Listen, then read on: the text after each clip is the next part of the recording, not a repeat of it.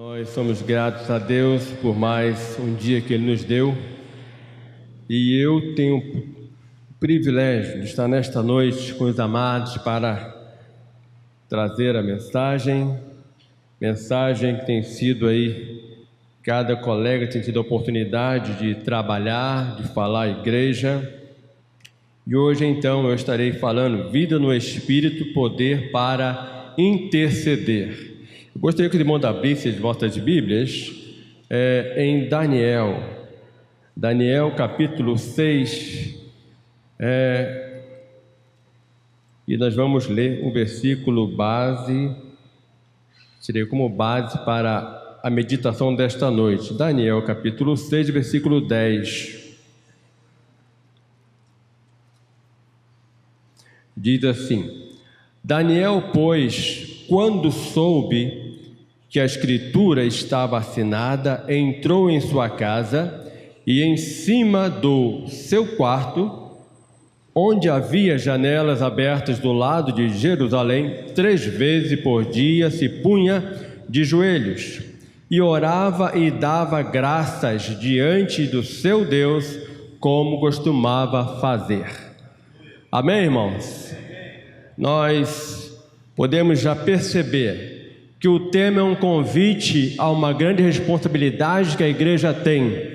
Quando li o tema, vida no Espírito, poder para interceder, eu pude lá na frente, poder para interceder, mas que este poder, para que este poder aconteça, eu tenho que estar vivendo uma vida no Espírito.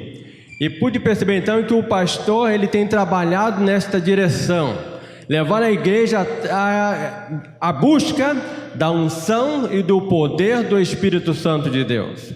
E realmente, amados, sem a unção e o poder do Espírito Santo de Deus, nós não podemos caminhar. Daniel, exemplo de uma vida no Espírito, poder para interceder. Eu sei que fôssemos buscar na palavra de Deus, iríamos encontrar vários personagens, vários homens e mulheres, de repente, com este perfil de Daniel. Interessante que Daniel foi um jovem, aqui e acolá nós vemos igreja com o tema, vivendo a vida de Daniel, uma igreja com o perfil de Daniel, geração Daniel. É muito fácil colocar um tema, mas viver realmente o desafio desta vida em espírito, como Daniel viveu, nós encontramos alguns embaraços, algumas dificuldades. Este tema nos remete a uma reflexão profunda, em que a princípio o poder não está na forma da oração de quem está orando, mas na vida de quem vive em profunda comunhão com Deus. Profunda comunhão com Deus, amados, é que nós podemos perceber aqui já na pessoa de Daniel. 3 vezes por dia ele clamava, ele orava ao Senhor. Temos então, o segredo está na comunhão do homem com Deus.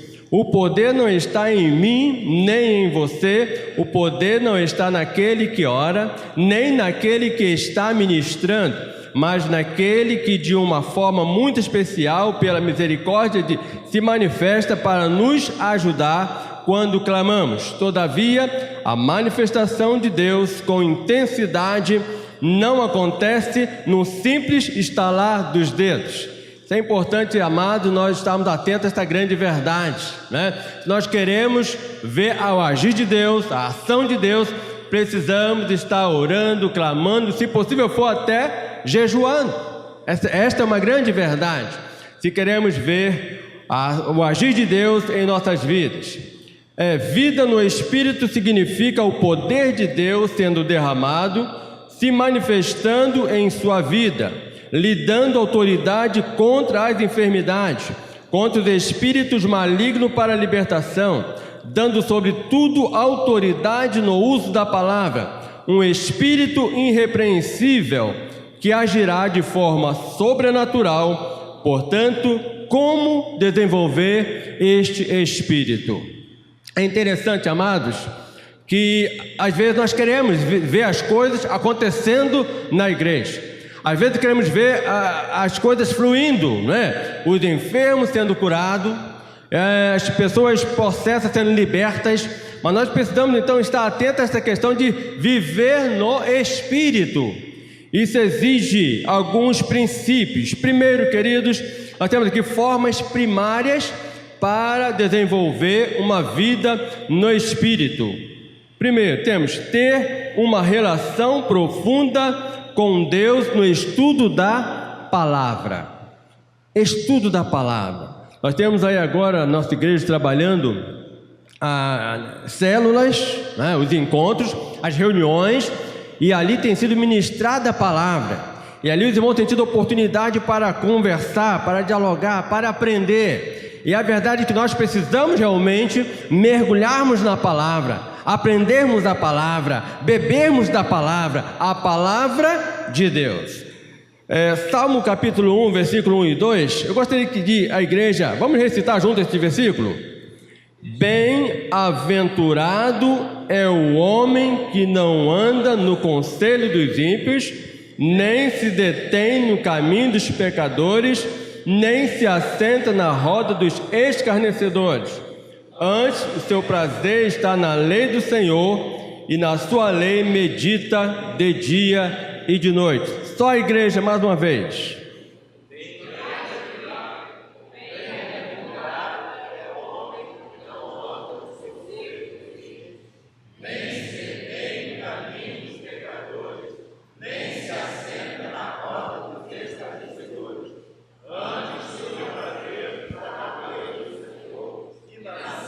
Medita de dia e de noite. Meus amados, que coisa tremenda, não é verdade? Nós precisamos voltar, não é isso, para a palavra. Precisamos estar realmente focados nesta palavra. O salmista então deixou bem claro para nós, não é isso? Bem-aventurado, a outra versão, bem-aventurado é o homem, não é isso? Que não anda segundo o conselho dos ímpios. Conselho dos ímpios, quem seria esse ímpio? Qual o comportamento de um ímpio? O ímpio nada mais é do que aquela pessoa que não crê, não é isso? Que não crê em Deus, né? Que não crê que Deus é capaz de agir e de realmente estar trabalhando em nosso favor. E nós então temos que ter cuidado com quem eu tenho me aconselhado, né? Com quem eu tenho buscado auxílio para a minha vida cotidiana, para a minha vida diária, com quem eu tenho realmente me consultado. Será que eu tenho buscado a orientação na palavra de Deus? É muito importante que nós, irmãos, tenhamos esse cuidado. Às vezes nós deixamos aqui de buscarmos um auxílio com o nosso pastor, a base da igreja, irmãos, os diáconos, as diaconisas, e às vezes corremos o risco de ir lá fora, né, no mundo da impiedade, para buscar um conselho. Isso é muito triste, é muito desagradável, e eu creio que até Deus fica triste com isto. Nós precisamos estar atentos realmente a este princípio, né, de estarmos buscando orientação no lugar certo, no momento certo, não é isso? Na pessoa, com a pessoa certa. Isso é muito importante. E depois ele fala, antes, né, a pessoa deve ter prazer, né, na palavra de Deus, e nela meditar. De dia somente? De dia e de noite. É interessante, querido, que às vezes a gente, no corre, eu tenho percebido, nós temos tido tantas atividades, que isso tem atrapalhado a igreja, né, de crescer espiritualmente. E eu vejo que isso nada mais é do que uma artimanha de Satanás.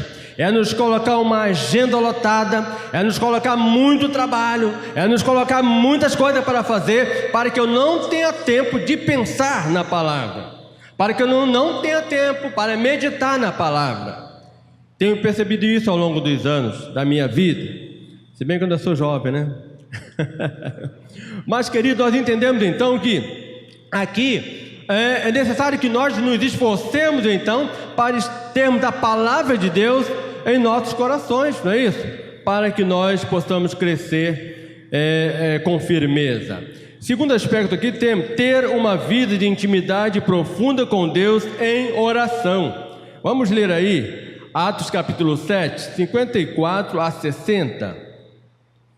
Interessante que neste quesito oração, já podemos ver no versículo de Daniel, que Daniel orava quantas vezes? 1, 2, 3 vezes, né? Ao dia ele orava, ele buscava a Deus. Atos capítulo 7, versículos 54 a 60, diz assim: ouvindo eles isto, enfureciam-se no seu coração e rilhavam os dentes contra ele. Mas Estevão, cheio do Espírito Santo, fitou os olhos no céu e viu a glória de Deus e Jesus, que estava à sua direita, e disse: eis que vejo os céus abertos e o Filho do Homem em pé à destra de Deus. Eles, porém, exclamando em alta voz, taparam os ouvidos e unânimes arremeteram contra ele, e lançando-o fora da cidade, o apedrejaram.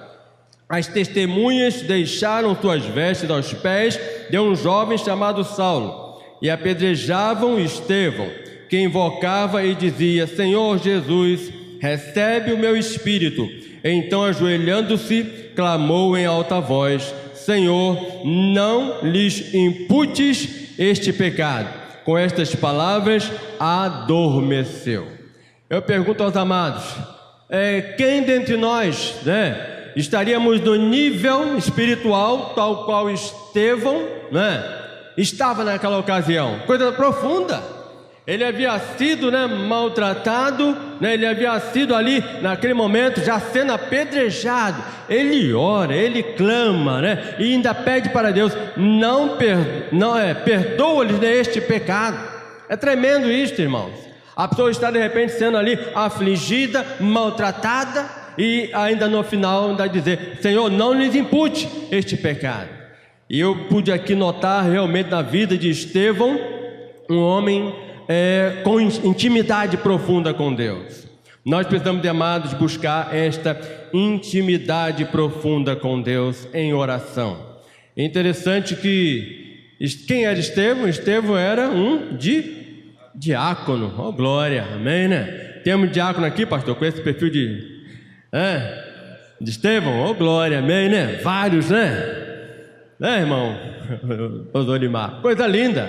Realmente, queridos, o perfil do homem de Deus, da mulher de Deus deve ter, essas características. Em meio à perseguição, em meio às provações, em meio à adversidade, eu vou dizer para o Senhor: Senhor, não lhes impute este pecado, perdoa. Interessante que eu estive analisando essa questão e pude então ver lá quando Jesus também estava sendo maltratado, ele falou na cruz, eu perdoo porque não sabe o que faz. E nós então podemos ver Estevão nesta dimensão espiritual, coisa tremenda. Segundo, irmãos, nós temos vida no Espírito, poder para interceder, nos propõe resultados positivos desta relação com Deus. É interessante, Uma vida no Espírito, para que eu possa interceder e ver o agir de Deus, a ação de Deus, eu vou colher resultado disso, da minha intimidade, da minha aproximação, da minha relação íntima, profunda com Deus. É impossível uma pessoa que esteja com uma vida no altar de Deus não obtenha dele aquilo que deseja. Certa feita, estando Israel acampado em Refidim, eis que os amalequitas saíram para um confronto contra o povo de Deus. Sob a liderança de Moisés, Josué foi autorizado a reunir os seus soldados para a batalha. No confronto, enquanto Israel guerreava, Moisés, Arão e Hur subiram ao cimo do monte e ali intercediam a Deus pela vitória. Quando Moisés estava com os braços estendidos, Israel prevalecia. Porém, quando os braços de Moisés abaixavam, Israel perdia. Israel prevalecia quando o homem de Deus estava com os braços estendidos, intercedendo a Deus pelo povo. Encontramos esta história em Êxodo 17, versículo 8 a 13. Qual a conclusão que tiramos deste texto, amados? Aqui nós percebemos, uma guerra. Me parece que é a primeira guerra que o povo de Deus enfrenta depois que sai do deserto, da caminhada. Agora um confronto, e Moisés então, autoriza Josué a preparar o exército para enfrentar, os amalequitas.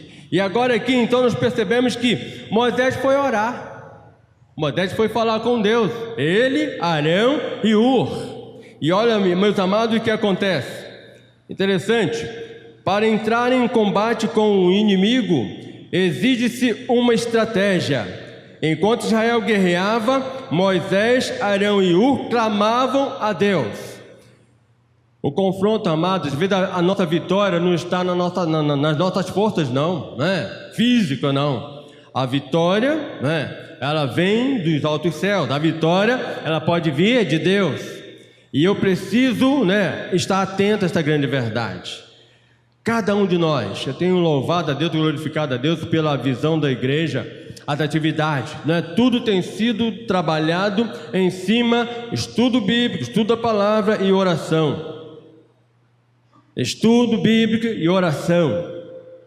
Quando o pastor saiu com a igreja na campanha de 52 dias, não é isso? 52 bairros para ser alcançado, nós podemos perceber sempre a preocupação da base, em estar acompanhando, estar junto, orando, caminhando, buscando realmente sair com o exército para enfrentar o inimigo. Interessante, vimos aqui vários testemunhos dos irmãos que acompanharam o pastor, os missionários, o confronto que encontraram. Não foi fácil, muita batalha. Eu mesmo tive, em uma ocasião, estava eu e o irmão Mário, nós, o diácono Mário, nós estávamos lá sentindo um desafio. Percebemos? Não é fácil, é o ataque do inimigo, que ele fica furioso quando vê a igreja realmente trabalhando, fazendo a obra de Deus. E então nós temos aqui este trio, não é isso? Moisés, Arão e Hur clamando, orando, intercedendo para que alcançassem êxito na batalha, na guerra. A equipe tem que estar alinhada com o líder. Arão e Hur perceberam rapidamente que as mãos de Moisés estendidas significava vitória. Significava vitória, e elas abaixadas significavam derrota, pelo que decidiram dar suporte ao líder, mantendo as suas mãos estendidas. Isso significa, amados, que não podemos deixar de orar, não podemos deixar de intercedermos a Deus pelas nossas lutas aqui na terra, não podemos deixar de dar suporte ao nosso líder. É importante isto. É importante que nós estejamos atentos, Olha que coisa tremenda. Estava lá Moisés, Arão e Hur no cimo do monte, no cume, orando, e o povo lá guerreando, e eles com as mãos estendidas. Eu gostaria que os irmãos ficassem de pé e colocassem as mãos assim, como fosse mandar a bênção para cá. Vamos colocar de pé, toda a igreja. Agora lance as mãos ao alto assim, nesse sentido, para abençoar. Procure ficar aí mais ou menos uns 10 minutos. Aí, aí fica difícil. Poder sentar, Já foi só um exercício, A gente cansa. Agora, irmãos, imaginemos, aqui foi o dia inteiro. Foi uma luta ferrenha, difícil. Então estava lá Moisés, Arão e Hur, com os braços estendidos, orando, clamando. Daqui a pouco eles perceberam, Hur, e Arão, que o braço de Moisés não estava mais sustentando. Moisés não estava aguentando. E o braço de Moisés descia. E quando o braço de Moisés descia, o Israel perdia. Eles então decidiram, Hur e Arão, olha, vamos ajudar nosso líder, não é isso? E agora então o que eles fizeram? Pegaram aqui uma pedra, não é isso? Uma pedra, colocaram Moisés sentado na pedra, talvez em posição confortável, e aí sim agora os dois, cada um de um lado, pega o braço de Moisés e sustenta. Olha, irmão, que coisa linda, não é isso? Que coisa tremenda, Sustenta os braços de Moisés, e agora Moisés com o braço firme lá. Eu imagino que mesmo Arão e Hur segurando os braços de Moisés, ainda ele ficou cansado, que não é fácil. ficar com os braços estendidos por tanto tempo. E nós percebemos então, meus queridos, neste aspecto, neste momento, Deus querendo mostrar, não é isso? O seu poder. O seu poder. Não é isso? A sua glória. Às vezes o homem é perigoso. Nós corremos, irmãos, aquele risco de querermos, né, nos exaltarmos, querer buscar para nós a glória. E Deus quer mostrar que a glória é dele, o poder é dele, toda honra e toda glória seja dada a ele. Então ele quer mostrar que não vai ser as minhas forças, as minhas garras, né, que eu vou ser vitorioso. Eu preciso permanecer, né, alinhado com ele, afinado com ele, no estudo da palavra, sobretudo em oração. Vida no Espírito, poder para interceder também propõe diante de Deus, queridos, quem eu sou. Sou uma pessoa orgulhosa, arrogante, prepotente, egocêntrica? 2 Crônicas 7,14, vamos recitar esse versículo muito conhecido da igreja. A igreja, vamos ler lá. Se o meu povo, que se chama...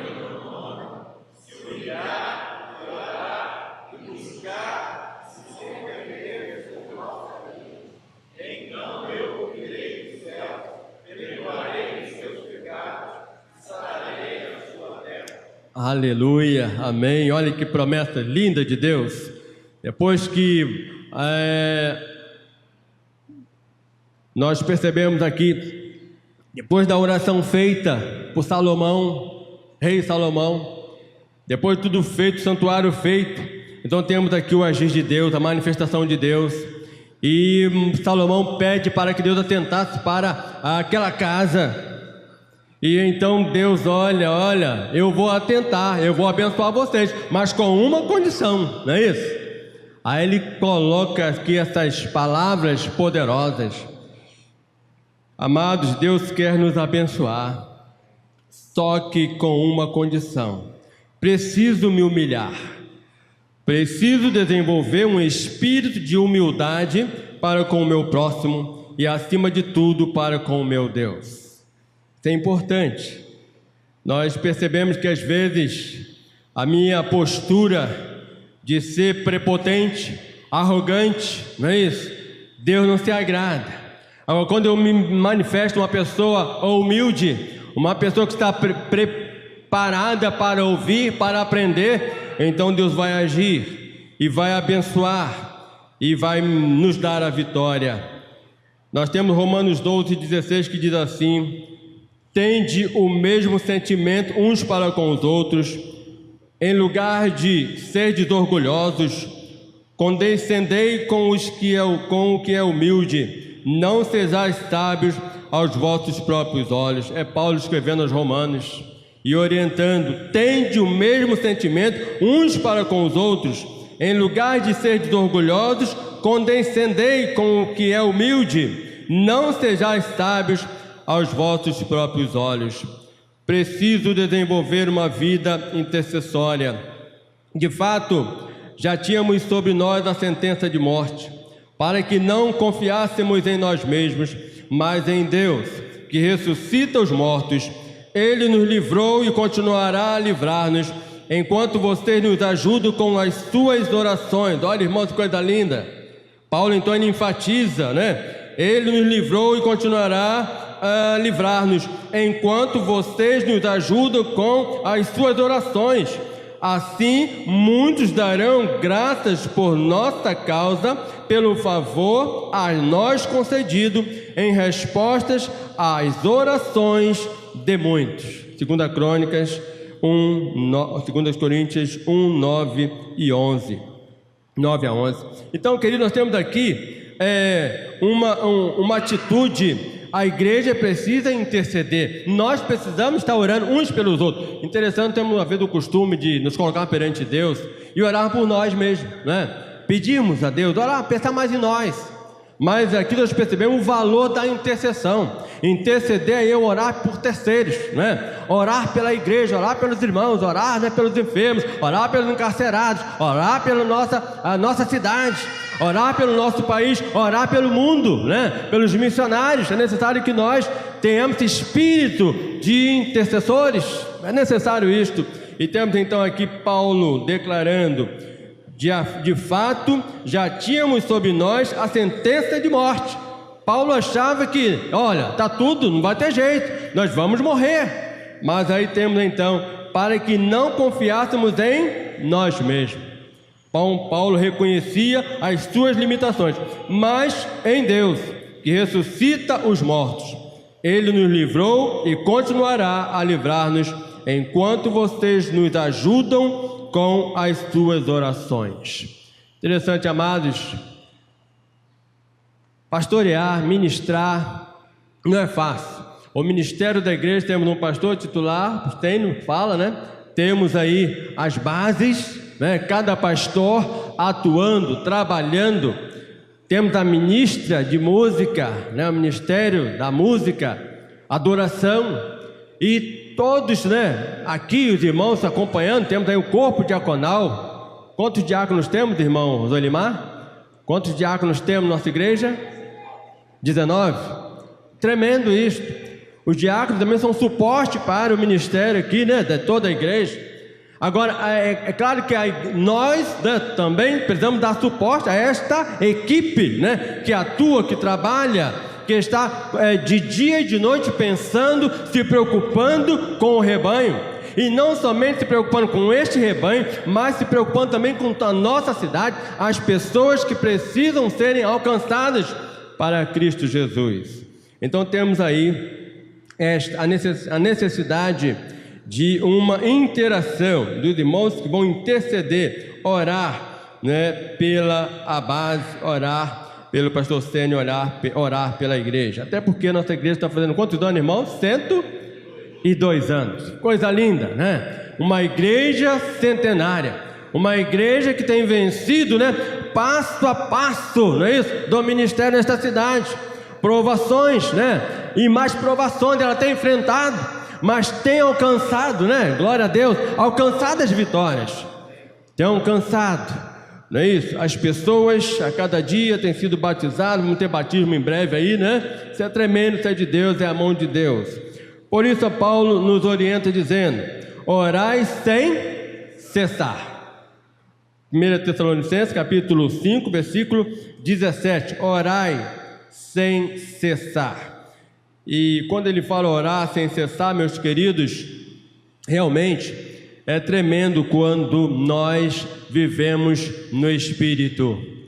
Então eu vou tirar tempo para orar, porque às vezes a gente ouve pessoas dizendo, eu já tive, não posso dizer que seja privilégio, mas contato com pessoas que queriam trabalhar, queriam atuar, mas tinha dificuldade em meditar na palavra. Dizia mesmo que não gostava de ler. Eu falei, aí é impossível, né? Tem que ler, tem que estudar, tem que meditar, tem que se preparar. Você tem que orar, não é isso? Para ter, não é isso? A mensagem de Deus no coração, pronta, né? Para ministrar, isso é importante. E esta pessoa não gostava, então, né? Tinha dificuldade para isto. E então, queridos, aqui nós podemos notar a necessidade de um envolvimento, de todo um preparo. Preciso buscá-lo de todo o meu coração, ou seja, sem reservas. Diz Deuteronômio 6, 4 e 5. Ouve, Israel, o Senhor, o nosso Deus, é o único Senhor. Amarás, pois, o Senhor teu Deus de todo o teu coração, de toda a tua alma e de toda a tua força. Isso aí foi o que Deus falou por intermédio de Moisés lá, não é isso? Lá atrás, lá no início, lá no deserto. Deus chamou a atenção do povo, né? O povo deveria, né, adorá-lo com, diz a palavra, ouve Israel, era uma advertência. O Senhor, o nosso Deus, é o único Senhor. Ou seja, não existe, não é isso? Outro Senhor. Não existe outro Deus, né? É só um. Ele diz, é o Senhor. Amarás, pois, o Senhor teu Deus de todo o teu coração, de toda a tua alma e de toda a tua força. Deuteronômio capítulo 6, versículo 4 e 5. Preciso me converter a cada dia. É interessante, né? Esse ponto. Quando nós já falamos em oração, falamos em busca, estudo da palavra, agora vem a questão de converter, né? Converter-se. É interessante. Interessante, a conversão, ela é um processo. Essa é a grande verdade. A conversão é um processo. Cumprindo estes 4 princípios estabelecidos por Deus, então ele estaria pronto a atender e proteger o seu povo. Então eu ouvirei dos céus, perdoarei os seus pecados e que mais? Sararei a sua terra.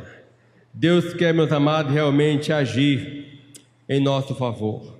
Deus quer fazer algo novo em nossas vidas, no seio da igreja, também na história desta cidade, em Maricá. Jesus falou certa feita: conhecereis a verdade, e a verdade vos libertará.